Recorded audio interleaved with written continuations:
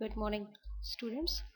I'm Mansi, your social science teacher, and today I'm going to tell you about the introducing history of chapter 1, the remaining part of this chapter about the monuments. So, we will discuss here monuments are the ancient buildings and structures such as stupas, temples, mosques, domes, palaces, and forts, and they throw light on the social, religious, and cultural life of the people of the period and in which they were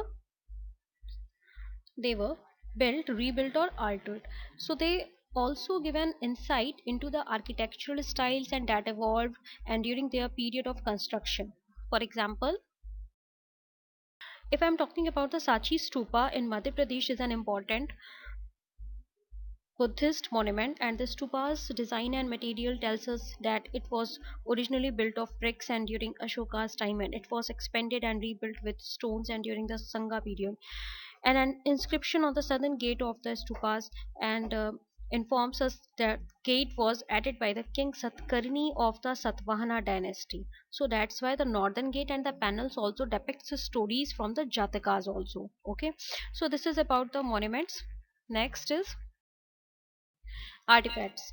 Artifacts including the human made objects such as seals, toys, tools. You have to look in this picture also have been found at various archaeological sites, and they tell us about the kind of life people lived and their occupations, and the artifacts also helps us to understand the social setup of that time.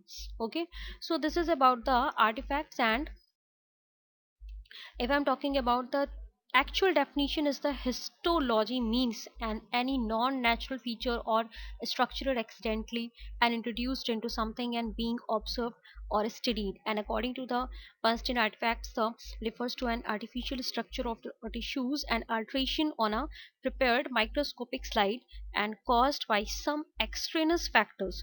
So that's why the artifacts and including the human made objects such as seal, toy, tools and implements through which at various archaeological sites we have been found, and as about the kind of life of people lived and their occupation, okay, and their social setup of that time. So that's why or we we will informed or we will know everything about them about our past through the artifacts.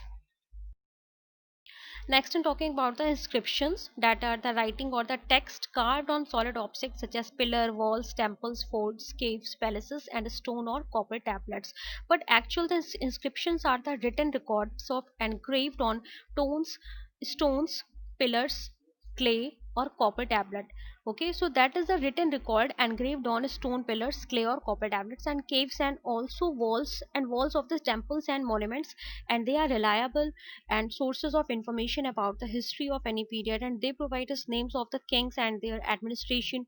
For example, the Ashokan inscriptions and the Allahabad pillar inscription.